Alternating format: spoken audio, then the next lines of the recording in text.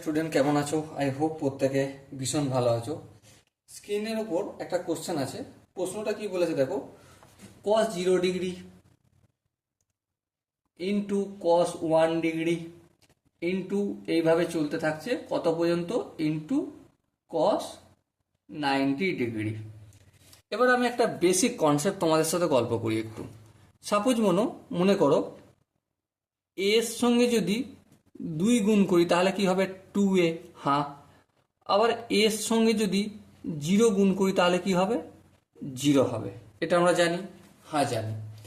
তাহলে লক্ষ্য করো, cos 0 ডিগ্রির মান কত, 1। cos 0 ডিগ্রি লিখে রাখলাম, ইন্টু cos 1 ডিগ্রির মান যত হবে তত। এইভাবে চলতে চলতে ইন্টু cos 90 ডিগ্রির মান কত, 0। তাহলে 0কে আমি যাই দিয়ে গুণ করি সেটার ভ্যালু কত হয়, 0 হবে, তাই না?